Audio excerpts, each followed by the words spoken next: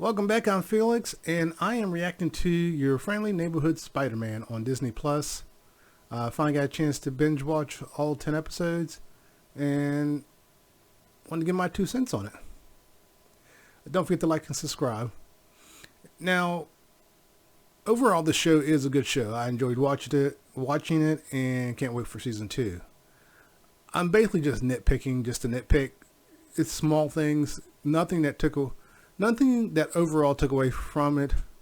And so let's start off with, well, I'll be honest, most of it's about Peter. The first part is Peter's voice acting. I don't think it was the best, but it wasn't terrible. I think it could have been better. I don't know if it was the voice actor's idea. Was it Hudson Dimes' idea to sound like Tom Hollis, sound like Tom. I don't like it when they do that, when they try to sound like the live action version and the animated version. To me, these should be separated. They did that with Iron Man. I don't like the fact they try to have Iron Man sound like Robert Downey Jr. and do those little quips that he did. It just sounds forced, and like Robert Downey Jr., the person that does Iron Man trying to imitate Robert Downey Jr., he has a high-pitched tone to his voice, and Robert's voice is actually not that high-pitched. And that's one of the reasons I don't like the Iron Man voice acting. And the same for Tom. It's a parody of Tom's voice. And I don't think they should have did that. I think they should have just let the voice actor use his own voice, put his own personality into it. But instead they're trying to recapture the new Spider-Man. They're trying to capture Tom Spider-Man in this animated. And it feels like Peter Parker, not the animated world of this Spider-Man, but Peter Parker is based on that Spider-Man. And another thing is they have Peter in school, in high school. I wish they would get away from that. If they want him in school, have him be in college. I'm not a comic book reader, but even I know he wasn't in high school that long when he became Spider-Man. So just let him be done with school. Maybe season 2 they can fast track high school, have him be sophomores, go from sophomore to senior in this season and just move forward, or just time skip to where he's graduating. Just have it be gone or something. They shouldn't have had him be in high school. And the other thing is, I think another reason I don't like this Peter Parker as much as I've liked other Peter Parkers is because his height. Peter Parker is usually taller. Spider-Man is usually about 5'10" to 6 foot, and Tom is not that tall. And now you could also argue that he's a freshman in high school, he's still growing, so maybe by the time they have him graduate high school, they have him be taller. So that's one way around it.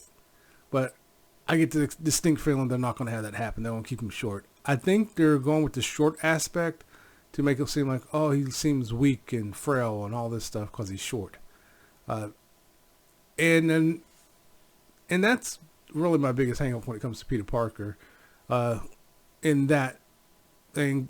Now, the overall story I'm nitpicking on is the fact that they have him in high school. Like I say, he's still in high school. Get him out of high school. But the reason I'm still harping on the high school is because his lack of confidence, his anxiety, and all those things, he had all those things outside of high school. He was an adult working in the real world. He was 20s, still having doubt, still trying to find his way. And to me, that's really why so many people identify with Spider-Man, because he was an adult still having issues. And there was a lot of adult readers and even teenagers who read this and go, oh, even adults have issues. Even adults are having these issues. But now they've taken those issues and try to make it seem like it's just he has these issues because he's in high school. And that's not the reality. Peter's always had these issues, and he deals with them differently. And I think that's one of the reasons I hate that they have him in high school, is because they're playing down his anxiety. They're playing down his lack of confidence. By doing that, in my opinion, they need to just go back to having him be in an adult in the real world trying to live his life and still having all these issues. But for whatever reason,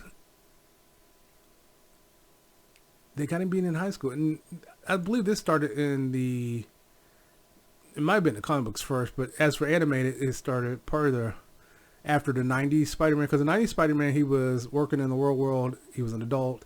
He was going to college. And then after that, it seems like they decided, let's put him back in high school. And I hate it. I hate the fact that they have him in high school.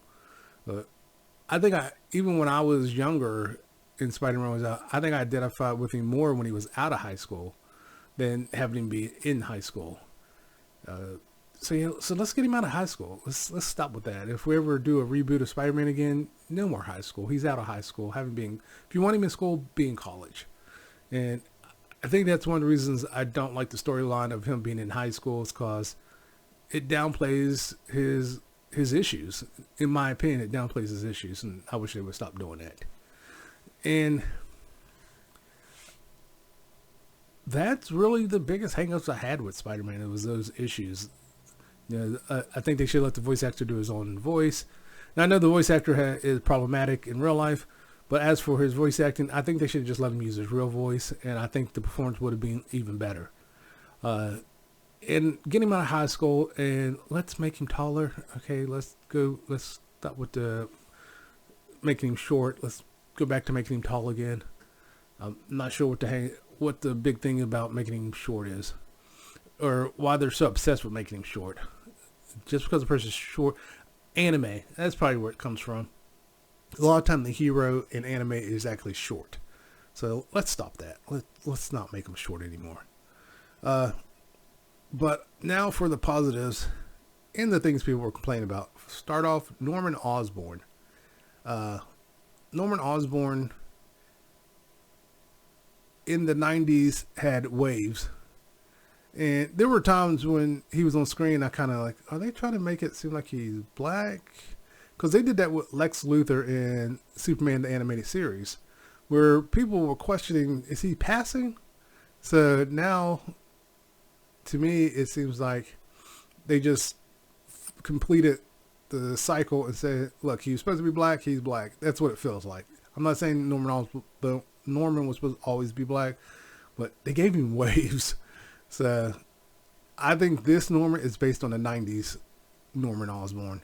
Just because they kept the waves, and honestly they kept the same facial structure. And they looked like the same person to me. And they just added pigment to the character. Even the lips. Like if you look at some old pictures from the 90s cartoon, that bottom lip was kind of full. So yeah, I think they may have been trying to make him black even back then. I don't know how true that is. I'm just saying that. But yeah, it looks like they just added pigment, because even the nose looks the same for the most part. I mean, it's a little wider, but overall it looks the same to me. There's some scenes where he turns his head and it looks like the 90s Norman Osborn with a tan. There is one thing I didn't like about the Osborns is Harry. The reason I didn't like Harry is because of the man bun. Why does he have a man bun? Seriously. Get rid of the man bun. There's no need for the man bun. Can we get rid of the man bun? I hate it. I hate man bun. Man buns. Just get rid of them. Another thing I liked was Peter's friend Nico. I'm assuming she's bi. Is because she seems to like guys and girls.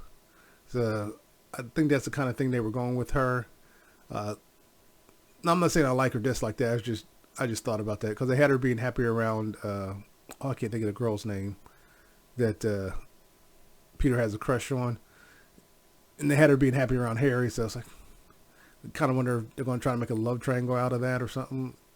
But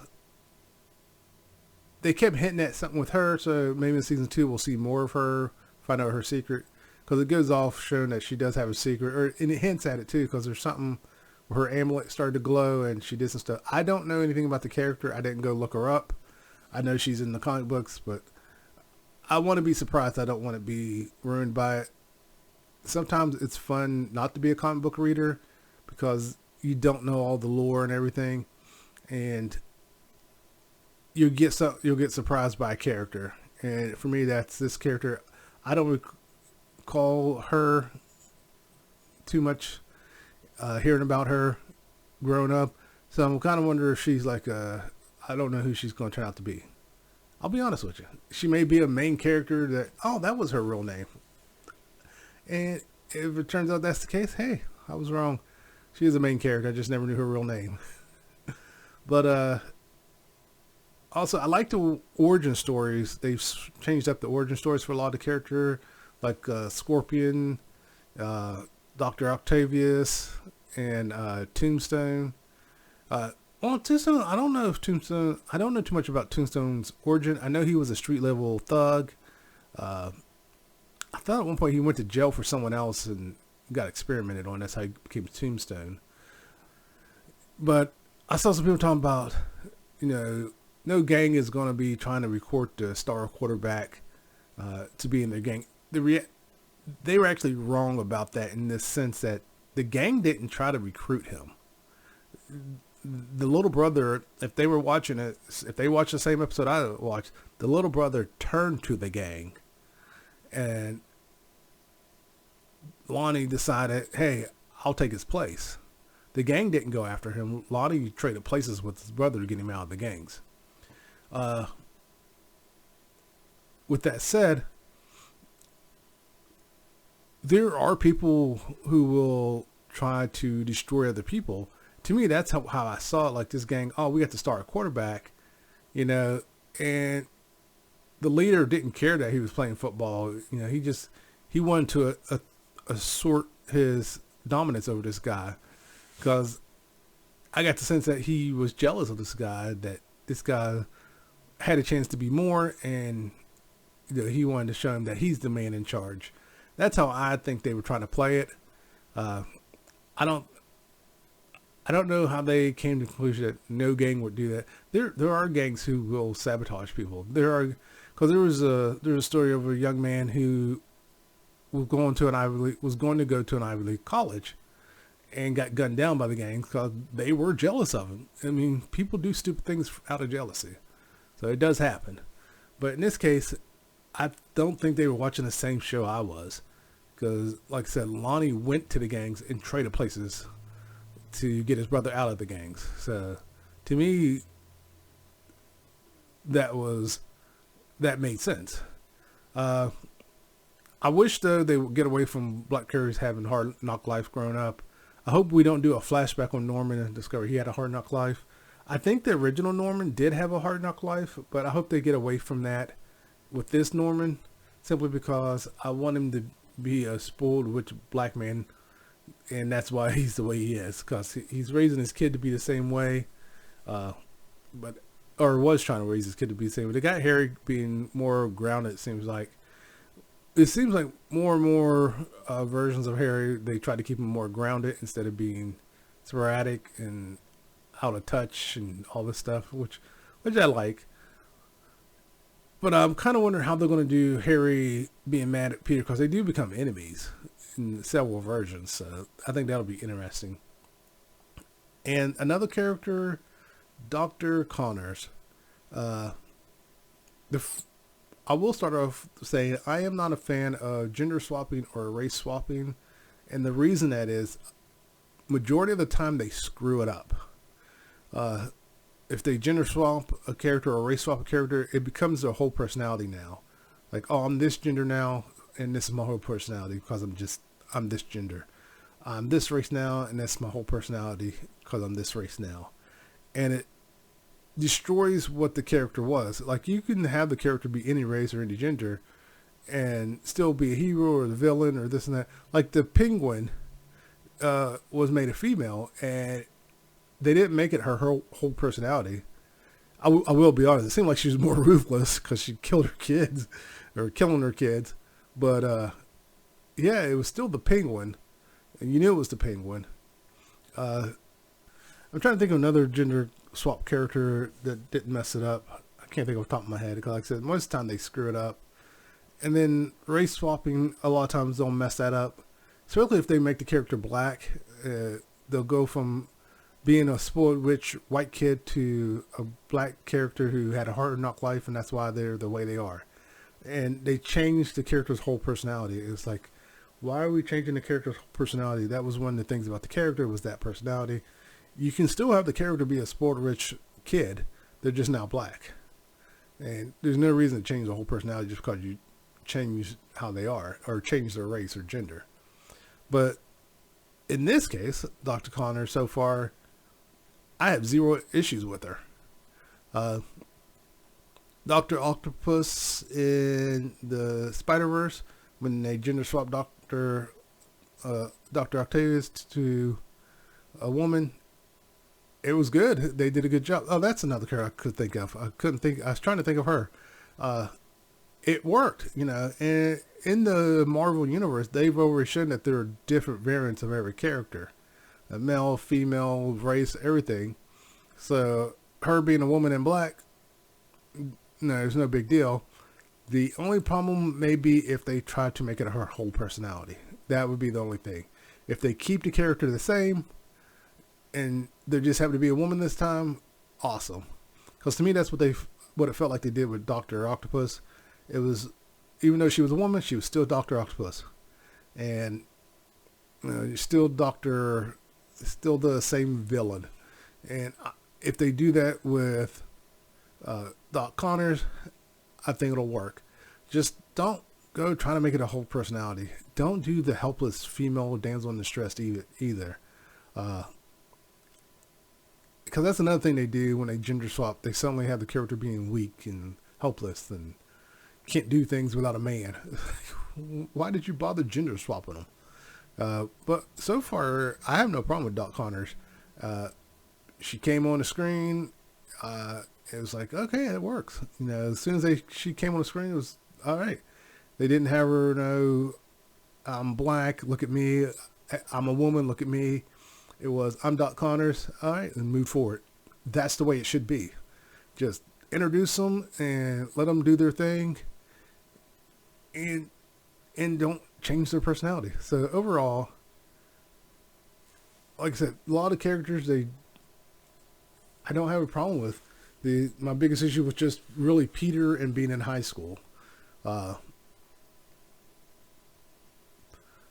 I would like to point out one thing I thought was interesting is the paradox in the show. Doctor Strange. I don't know if the person doing Doctor Strange is trying to sound like Doctor Strange from the movie. But it kind of sounded like it. But the paradox in that if Peter had not become Spider-Man, Peter could not have become Spider-Man. I don't know if too many people, I haven't seen people really talking about it, but the spider that bit Peter was created by Norman Osborn with Peter's blood. Well, let me put it this way. The spider that Norman Osborn created was created with Spider-Man's blood, which is Peter's blood. That spider goes back in time. When Doctor Strange is fighting the symbiote, they go back in time, and the spider goes through the time portal as well. So if Doctor Strange hadn't screwed up and gone back in time, Peter would not have become Spider-Man. And if Peter hadn't become Spider-Man, Norman Osborn wouldn't have been able to get his blood to inject into a spider, which went through the time portal to create Spider-Man. So there's a paradox there. And I wonder if that's going to be addressed later on. I think they should definitely somehow address that, in that they could even have it be some kind of temporal variant that causes issues later on down the road. They could have it that Peter, this Peter wasn't supposed to become Spider-Man, because there are variants of Peter who never became Spider-Man. Other people became Spider-Man or Spider-Person, or no Spider-Man existed at all. So that's something they could touch on as well. So I thought that was interesting, the paradox that they created. I know there were people who didn't like some of the variants, but it didn't bother me at all. And they had Daredevil in there, voiced by Charlie Cox, who is also Daredevil. Daredevil has a sidekick. I don't remember what her name was. She was one of the smart students. Oh, what was her name? Well, anyway, I knew something was up with that girl. I just didn't know what it was. And then here she's working for Daredevil. So I don't know if Daredevil is going to be a big part of the Spider-Man universe in this one, but I think it'll be interesting to see what they do with him. At least they still have the same that Daredevil's a criminal, and people are trying to shut him down. And I thought it was interesting that they kind of from the Spider-Man movie, where they had Tony being Peter's mentor, and this one they had Norman took that spot. Of course, Norman's a villain, and so we'll see how that plays out. But overall, I enjoyed the show. Watch it for yourself, see what you think of it. Like I said, biggest hangups was Peter, the voice acting for Peter. I think it could have been better if they let the voice actor use his own voice. Let's get Peter out of high school. Let's not do that anymore. Let's fast forward and get him out of high school.